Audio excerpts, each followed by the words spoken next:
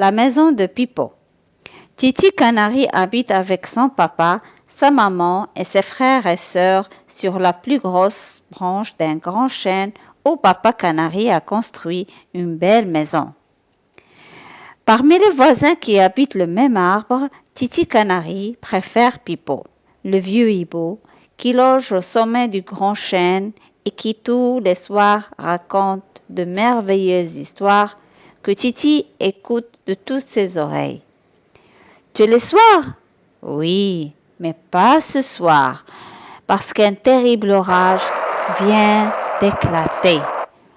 Le vent siffle et secoue si fort les branches du chêne qu'on dirait qu'elles vont se briser. La pluie tombe à grosses gouttes, les éclairs aveuglants zèbrent le ciel noir et de longs et assourdissants coups de tonnerre éclatent au-dessus des oiseaux effrayés. Soudain, un éclair d'une formidable violence touche le sommet du chêne. Le choc est si fort que tous les habitants de l'arbre ont l'impression qu'il va se casser en deux. Mon Dieu! Et Pipo qui habite tout là-haut, que lui est-il arrivé? Se demande très inquiet Canari. Papa, maman, vite, allons voir Pipo, allons-y tout de suite, crie Titi. Titi a raison de s'inquiéter. Le sommet du grand chêne a pris feu et les flammes lèchent déjà la maison du vieux hibou. Au feu, au feu!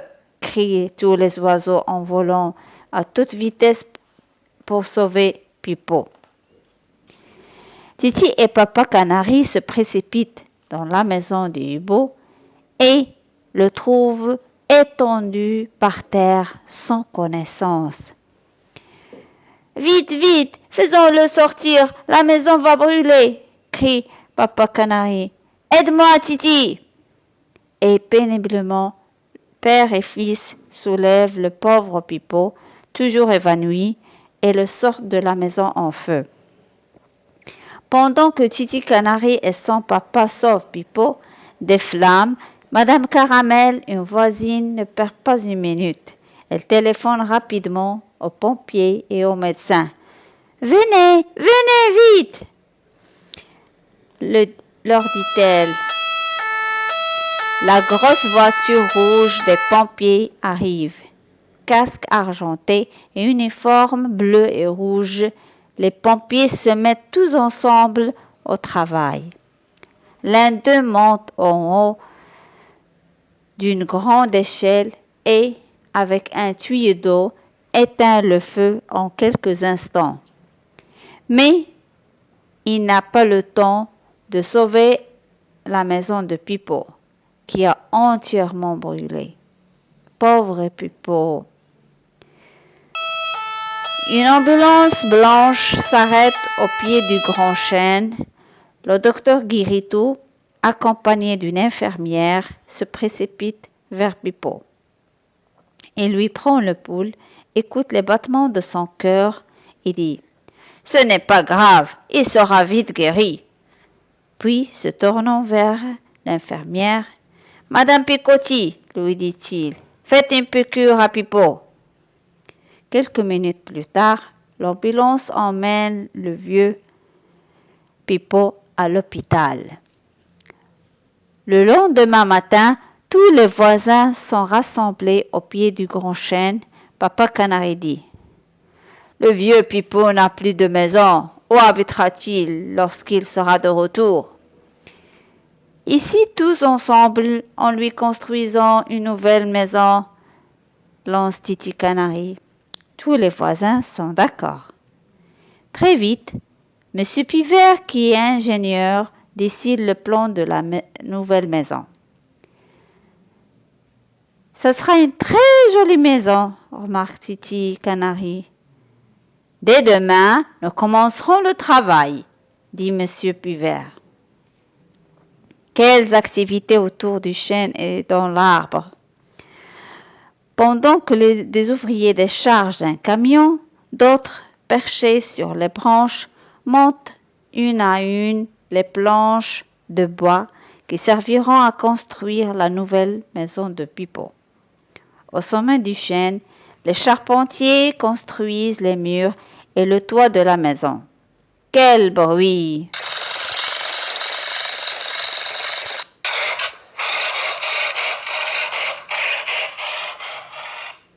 Quand la maison est terminée, Monsieur Potin, le peintre, se met au travail avec ses pots de peinture et ses pinceaux.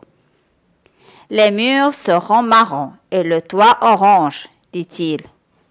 Comme Pipo sera heureux quand il découvrira sa nouvelle maison, s'exclame Titi Canari en sautillant de joie.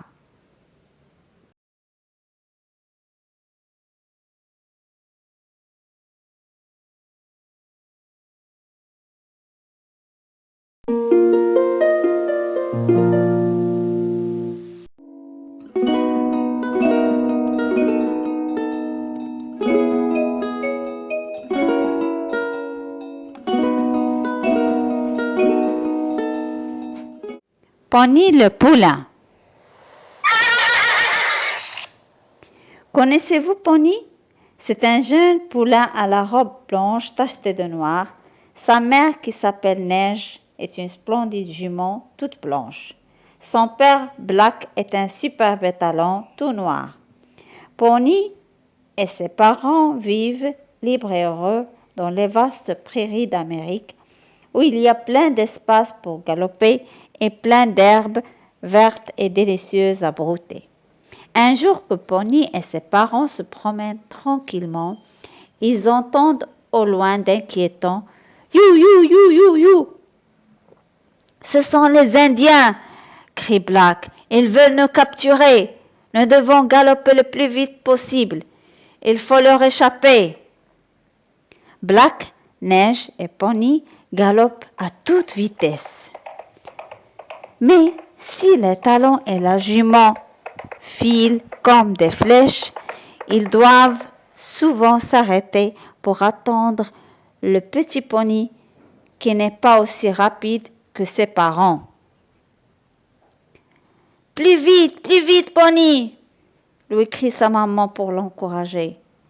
Peu à peu, les méchants Indiens se rapprochent. Ils poussent des cris effrayants. Très inquiets, Black et Neige ne savent plus quoi faire. Doivent-ils galoper plus vite encore? Doivent-ils ralentir leur allure et parfois même s'arrêter pour attendre Pony au risque de se faire capturer? Maintenant, 3 Indiens sont près de Pony. Un d'entre eux se prépare même à sauter de son cheval sur le dos du petit poulain pour le faire prisonnier. Effrayé, fatigué, Pony crie « Papa, maman, attendez-moi, les Indiens vont m'attraper, aidez-moi !» Alors Black dit à Neige « Je vais attaquer ces 3 Indiens, emmène le petit épars. Peut-être pourrez-vous vous échapper si je réussis à arrêter la course de ces méchants hommes. » Et aussitôt, le courageux étalon noir fait demi-tour pour porter secours au poulain en danger. Et pendant que Neige et Pony, les larmes aux yeux, s'enfuient à toutes jambes, Black s'élance contre les Indiens. Il fonce à toute vitesse et se jette de toutes ses forces sur l'Indien le plus proche. L'homme, surpris par l'attaque du grand étalon, tombe du cheval. Mais au même instant, un deuxième Indien lance un lasso autour du cou de Black et un autre encore saute sur le dos de l'étalon noir pour l'empêcher de se débattre. Black est pris, et bien pris.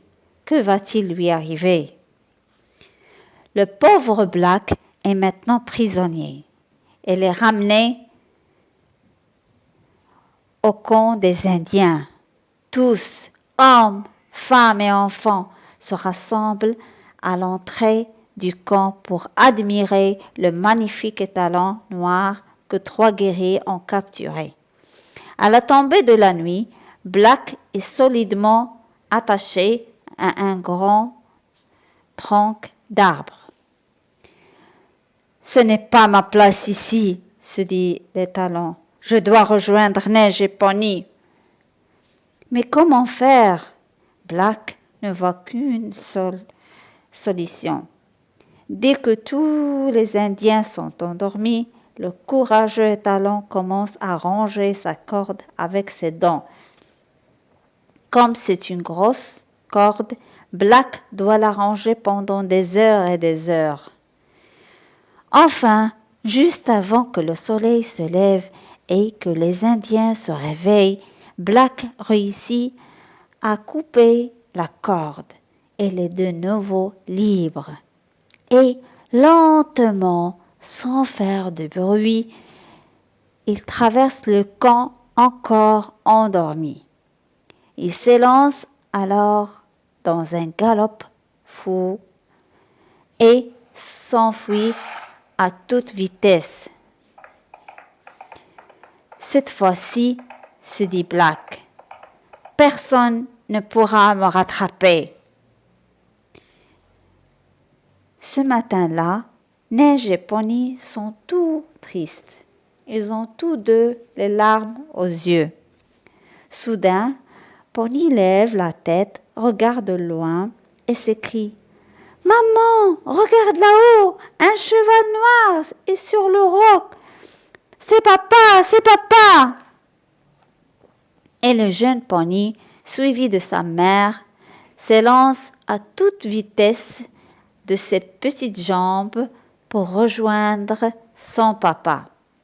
Black, Neige et Pony, libres et heureux, sont de nouveau réunis. Et pour vivre tranquillement, ils décident de partir loin, très loin, là où personne ne pourra plus jamais les capturer.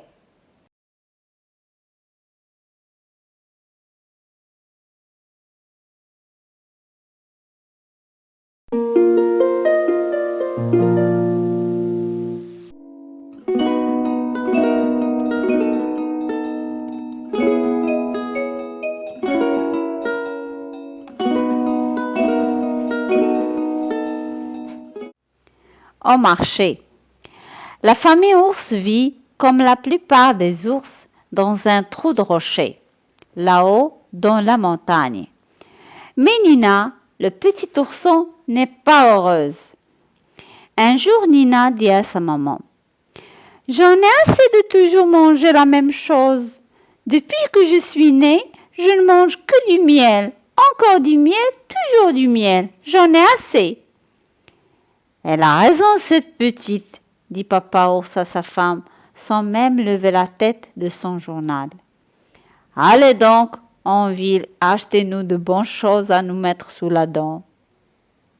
Le lendemain, Nina et sa maman se lèvent tôt, car il faut marcher longtemps pour arriver en ville.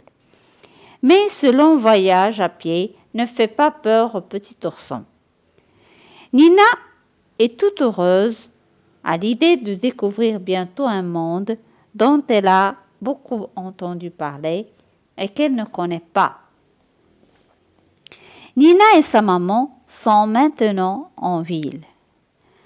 Tenant sa mère par la main, le petit ourson ravi marche dans une rue très animée. Boulangeries, boucheries, épiceries sont tellement nombreuses que Nina, qui n'a jamais vu autant de magasins, ne sait plus où tourner de la tête. « Miam !» se dit-elle. « Combien de bonnes choses nous allons acheter !» Tout à coup, Nina pose le pied sur quelque chose de jaune, glisse et perd l'équilibre. Heureusement, elle ne tombe pas parce qu'elle tient la main de sa maman. Mais elle a eu un peu peur. « Qu'est-ce que c'est ?»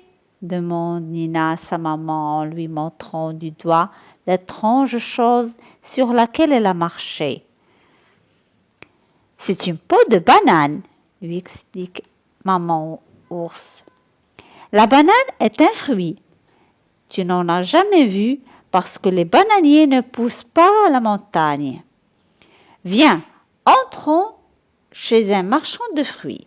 Tu découvriras les bananes et aussi beaucoup d'autres fruits délicieux que tu aimeras sûrement.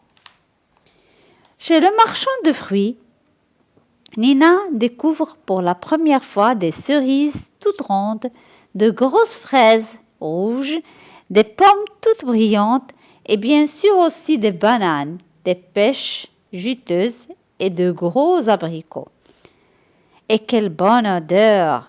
Nina veut tout toucher, tout goûter et tout acheter. Le marchand de fruits a rempli des tas de sacs.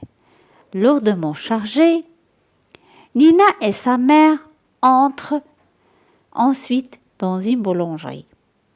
Nina, qui n'a jamais vu de sa vie de baguettes, de pain rond, de croissants et de gâteaux, veut encore une fois tout acheter. Et c'est encore plus lourdement chargé que maman ours et ourson sortent de la boulangerie pour entrer, cette fois-ci, dans une boucherie. Ils y achètent de bons beefsteaks. Et dans l'épicerie voisine, Nina, qui vient de découvrir les friandises, remplit un gros sac de bonbons, de chocolat, de dragées et de sucettes. Nina et sa maman portent maintenant des sacs si nombreux et si lourds qu'elles n'arrivent plus à avancer. Comment rentrerons-nous à la maison?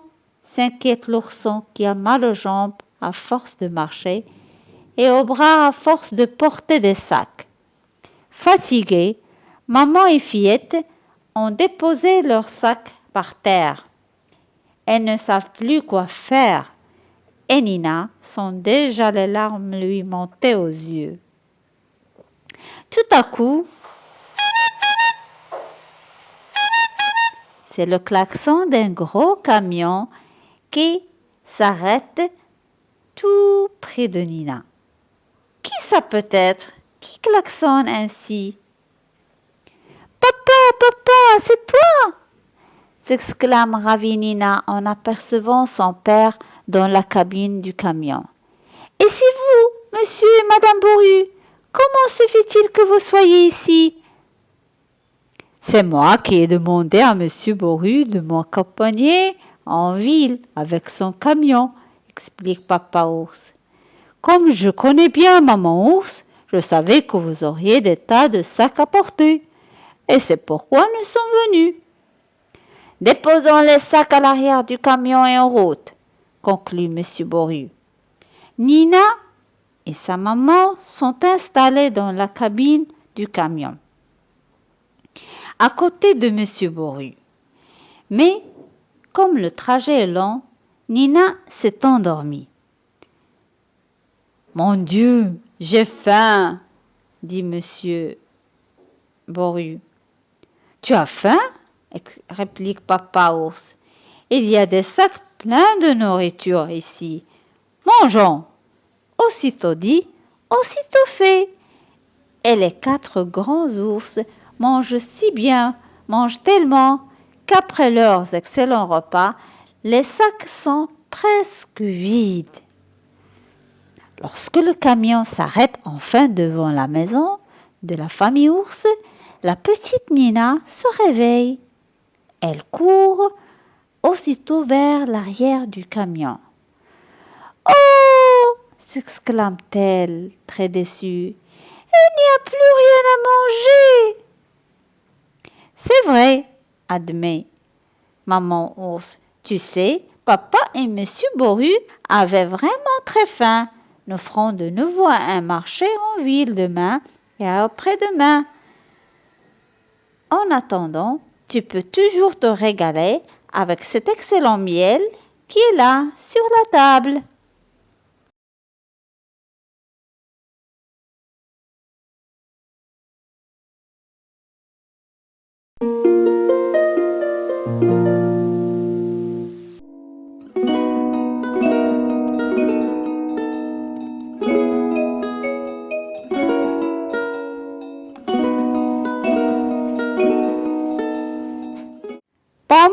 vous restez propre. Pomme le petit chien est tout heureux parce qu'il est invité chez son ami Pim qui habite près de la rivière. Fais ta toilette mon chéri, lui dit sa maman. Je veux bien que tu sois très propre. Oui maman, répond Pomme. Pomme, debout devant le lavabo de la salle de bain, se brosse les dents.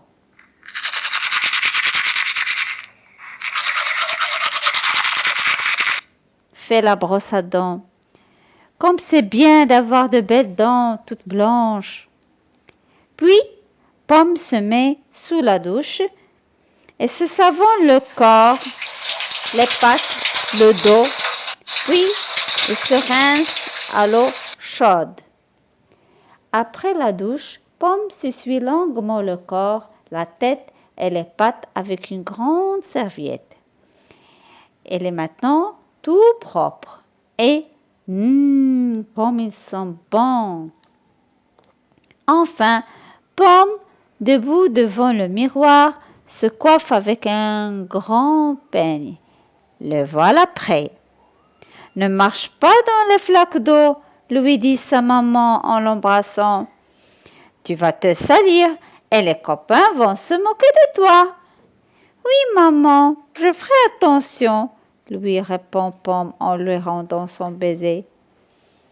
Maintenant, Pomme, tout content, marche rapidement sur la route qui mène chez Pim. Soudain, un gros camion passe et splash éclabousse Pomme qui se retrouve couvert de boue de la tête aux pieds. Mon Dieu, que veut dire maman? Que vont dire les copains? Pleurniche le chiot. Pomme aperçoit alors la rivière et a une idée. Je vais me baigner dans cette eau claire pour me nettoyer. Aussitôt, Pomme se plonge dans l'eau froide entre deux rochers. Il se frotte le corps et le voilà à nouveau tout propre. Comment se faire maintenant pour arriver chez Pim sans se salir? J'ai une autre idée, se dit Pomme. Cette rivière passe devant la maison de Pim. Au lieu d'y aller par la route, je vais y aller par la rivière. Et notre petit chien se met à sauter de rocher en rocher. L'eau profonde, parfois, l'entoure de tous côtés, mais comme Pomme sait bien nager, elle n'a pas peur. Au moins, pense-t-il, j'arriverai tout propre chez Pim et les copains ne se moqueront pas de moi. Mais à force de sauter, Pomme se fatigue et tombe dans l'eau. Comme il est froide! Le petit chien courageux nage, sort de l'eau et, tremblant de froid, recommence à sauter de rocher en rocher. Je suis presque arrivé, se dit-il. Encore quelques sauts et ça y est. Très fatigué, la langue pendante, Pomme emprunte enfin le petit chemin qui mène chez Pim. Elle en profite pour se sécher au soleil. Elle est fière d'être arrivée tout blanc et tout propre chez son ami Pim. Pomme sonne à la porte.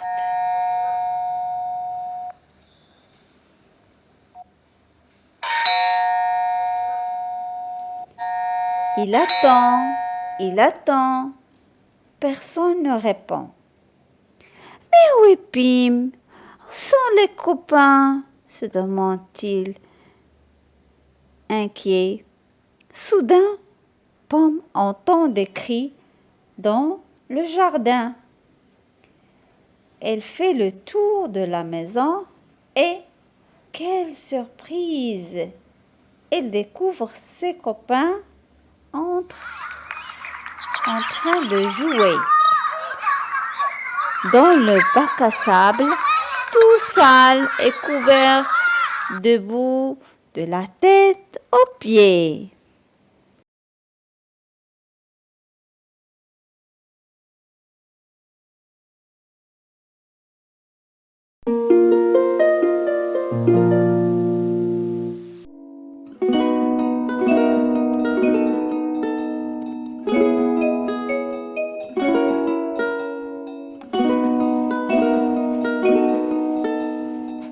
Mimi et la pluie.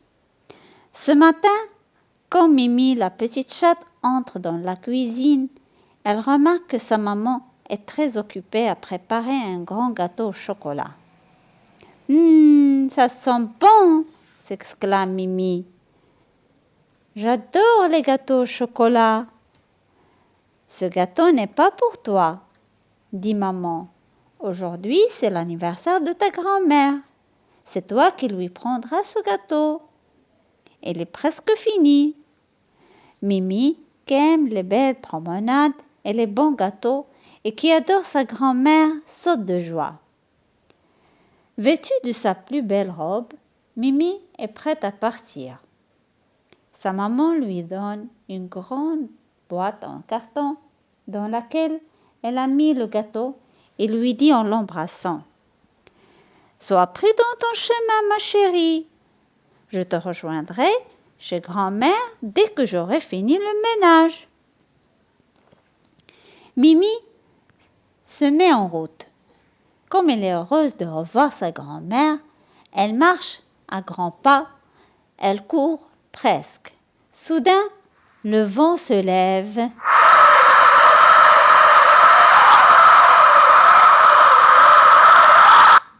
Et le ciel se couvre rapidement de gros nuages noirs. « Mon Dieu !» se dit Mimi. « Elle va bientôt pleuvoir et je n'ai pas de parapluie. Que va devenir le gâteau de grand-mère? Et ma belle robe va se mouiller et s'abîmer. Il faut que je trouve un abri pour me protéger de la pluie. » Mimi aperçoit au loin un très grand arbre et se dit: « Je vais vite courir jusqu'à cet arbre. L'épais feuillage me protégera de la pluie. » Et la petite chatte, tenant toujours le gâteau, se met à courir alors que les premières grosses gouttes de pluie s'écrasent déjà sur son museau. Maintenant, il pleut très fort.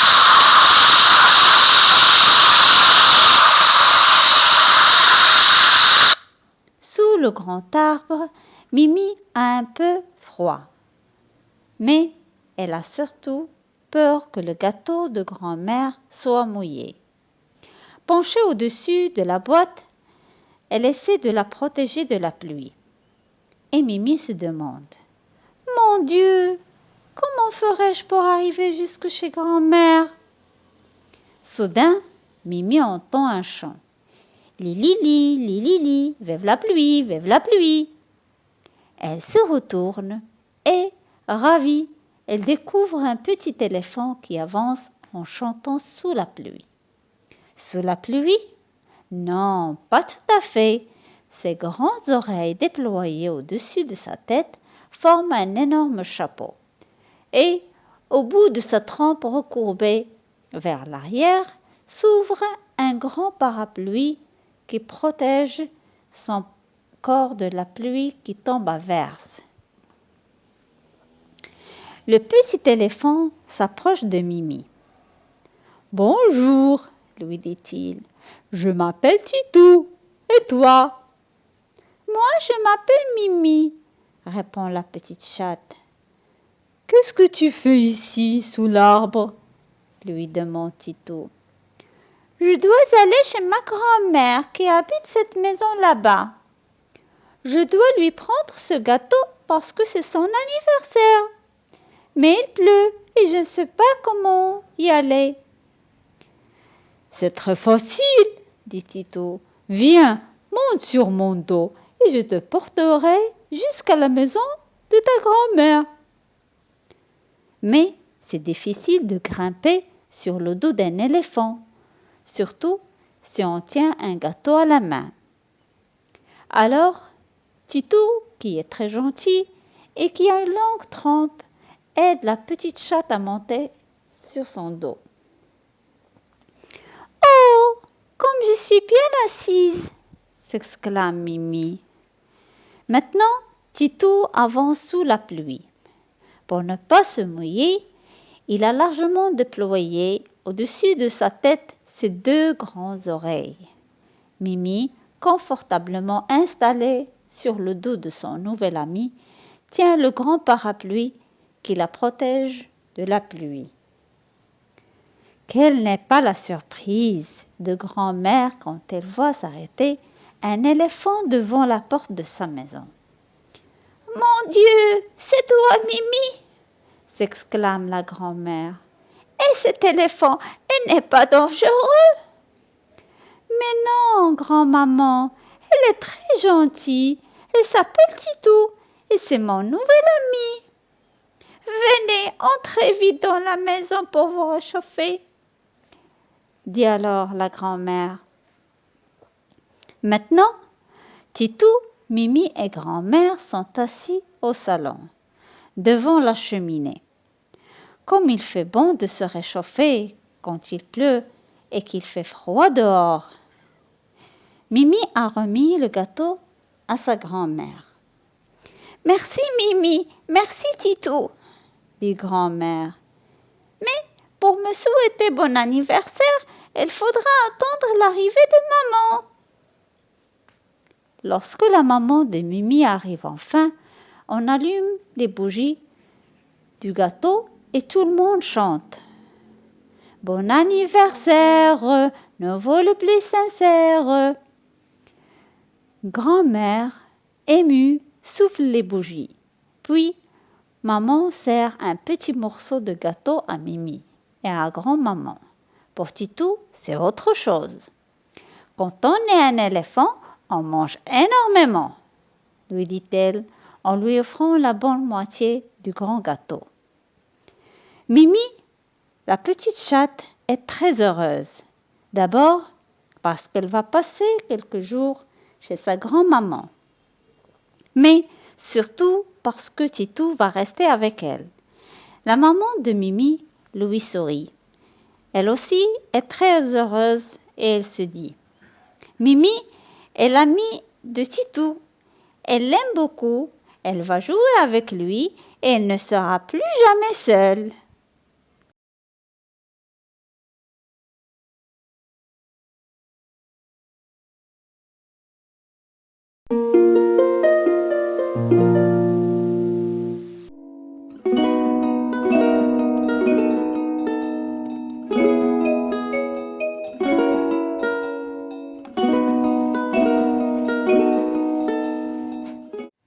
La maison de la famille Souris. Grand-père et grand-mère Souris sont invités à déjeuner chez leurs enfants. Ils ont acheté un gâteau et ils entrent dans une belle et grande maison. Sans faire de bruit, ils traversent une belle salle à manger, se glissent sous le grand buffet et frappent à une petite porte. « C'est nous, ouvrez !» dit grand-mère. La famille Souris est maintenant réunie au salon. Papa Souris et grand-mère sont installés sur le grand canapé. Grand-père est assis dans un confortable fauteuil. Minnie et Roger, les deux petits, jouent sur la moquette pendant que maman Souris offre le café. Grand-mère remarque tout de suite que papa Souris est inquiet. « Qu'est-ce qui ne va pas ?» lui demande-t-elle. « Tu n'es pas souriant comme d'habitude. »« C'est que depuis quelques jours, » explique papa Souris, « un méchant chat noir est arrivé. Nous avons peur de sortir de chez nous. Le chat dort là-haut, dans la chambre à coucher. » « Un gros chat noir? Vous avez peur d'un chat ?» s'écrie grand-père en se levant et en montrant ses muscles. « Vous allez voir ce que je vais lui faire, votre chat. » Minnie, Roger, venez avec moi. Venez voir comment votre grand-père sait s'occuper des méchants chats. Grand-père Souris sort de l'appartement et se retrouve avec les enfants dans la cuisine de la grande maison. Minnie, dit-il à la petite souris, mets ce seau dans l'évier et remplis-le d'eau. Et toi, Roger, prends ce gros rouleau à pâtisserie, posez-la près du frigo. Puis, grand-père Souris ouvre une armoire et en retire une cafetière et une petite casserole. Il ouvre ensuite un tiroir et prend des bouts de ficelle. Venez les enfants, leur dit grand-père Souris. Je vais vous expliquer ce que nous allons faire. Qu'est-ce que grand-père dit aux enfants? Qu'est-ce qu'ils vont faire? Nous ne savons pas, mais nous allons bientôt le découvrir. Maintenant, grand-père est debout devant la porte entrebâillée de la chambre à coucher. Le grand chat noir dort étendu sur de petits coussins. Vous êtes prêts, les enfants? Leur chuchote grand-père. Allons-y! Alors, caché derrière la porte, grand-père Souris aboie comme un petit chien. Au, au, au, au, au. Le gros chat noir se réveille, se lève et se précipite vers la porte qu'il ouvre pour recevoir un seau d'eau sur la tête. Miaou, miaou, miaou, hurle-t-il. Aussitôt, Roger lui donne un coup de rouleau à pâtisserie sur la tête et grand-père, à toute vitesse, lui attache la cafetière et la casserole au bout de la queue. Miaou, miaou, miaou, criant de peur. Ayant mal à la tête, le gros chat noir descend à toute vitesse les escaliers et, dans un bruit de casserole, s'enfuit à toutes jambes. Toute la famille souris se retrouve au bas des escaliers. Vous êtes tranquille maintenant, dit grand-père. Le chat est parti. Et pour le remercier, papa souris, maman souris, Minnie et son frère Roger posent de doux baisers sur les joues du gentil grand-père.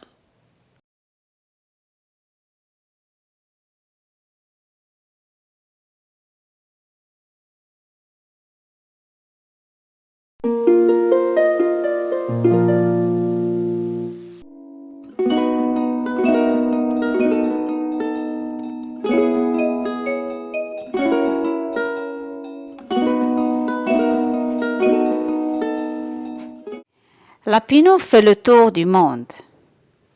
Lapinou est un gentil petit lapin qui vit dans la forêt avec son papa et sa maman. Mais dans la forêt, Lapinou s'ennuie. Il passe ses journées couché dans l'herbe, à l'ombre des grands arbres, et il se dit « Ah, si je pouvais voyager, si je pouvais faire le tour du monde. Il y a tant de choses à découvrir au lieu de rester ici à ne rien faire. » Cette envie de voyager et de découvrir le vaste monde devient tellement forte qu'un jour Lapinou en parle à son papa et sa maman. « Oui, partons, allons faire le tour du monde !» s'écrie maman lapin. Ils préparent aussitôt leurs valises et ils vont à l'aéroport. Là, ils montent dans un grand avion qui les attend sur la piste. L'avion décolle et vole très haut dans le ciel, tout près des nuages. Comme c'est intéressant de voir la terre d'en haut. Les maisons paraissent toutes petites et les gens ressemblent à de petits points noirs. Émerveillé, Lapinou reste longtemps la tête contre le hublot. Le voyage en avion a été magnifique. Lapinou et ses parents sont maintenant en France, à Paris. Ils sont tout heureux de découvrir la grande ville. Ils se promènent partout. Ils prennent même des photos devant la tour Eiffel. Lapinou et ses parents ont visité tout Paris. Ils doivent maintenant continuer leur voyage. Ils vont à la gare et là, ils prennent le train.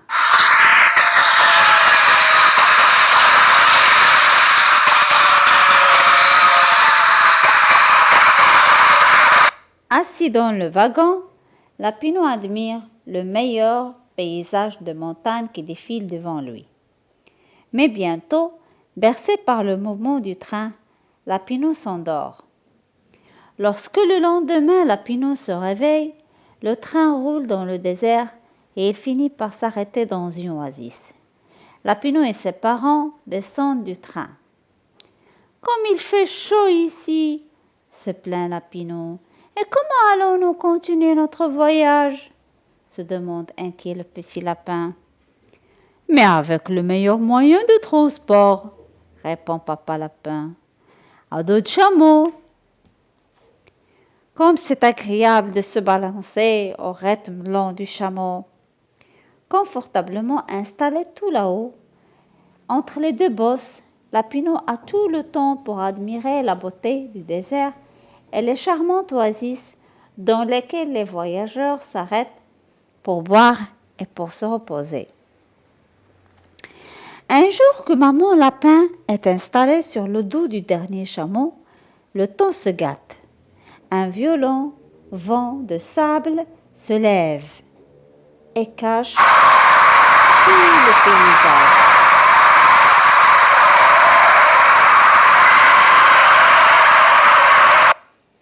C'est alors que la corde qui relie le dernier chameau au reste de la caravane se coupe et, sans même s'en apercevoir, maman lapin se retrouve toute seule, perdue dans le désert. Lapinou en larmes se met à crier « Maman, où es-tu, maman ?» Mais personne ne lui répond. Seule dans le désert, maman lapin a d'abord très peur. Mais lorsque la tempête s'est arrêtée, elle aperçoit juste devant elle un grand hélicoptère. « Nous nous sommes posés ici à cause de la tempête, » dit le pilote à maman lapin. « Venez avec nous, nous vous aiderons à retrouver votre famille. » Dès que tout le monde est prêt, l'hélicoptère s'envole et monte haut dans le ciel. Il vole longtemps au-dessus des déserts, puis il arrive au-dessus de la mer. Là, en bas, un gros bateau, dit le pilote. Comme nous n'avons plus beaucoup d'essence, nous allons nous poser sur ce bateau. Aussitôt à bord, maman lapin court vers le capitaine. Capitaine, il faut appeler la police par radio. Il faut lui dire que je suis ici, sur le bateau. J'ai perdu mon petit Lapinou et mon mari dans le désert. Il faut retrouver leur caravane. Il faut leur dire dans quel port ce bateau va arriver. Ne vous inquiétez pas, madame. Nous allons tout de suite avertir la police, la rassure le capitaine.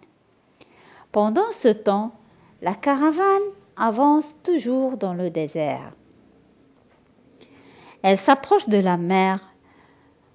On voit déjà là-bas, à l'horizon, une grande ville toute blanche avec son grand port. Soudain, une jeep de la police arrive à toute vitesse. « Un message pour vous, » dit le policier. « Nous avons retrouvé maman lapin. Elle va arriver en bateau. Allez vite au port pour l'attendre. » Lapinou, qui pleurait de chagrin, pleure de joie maintenant.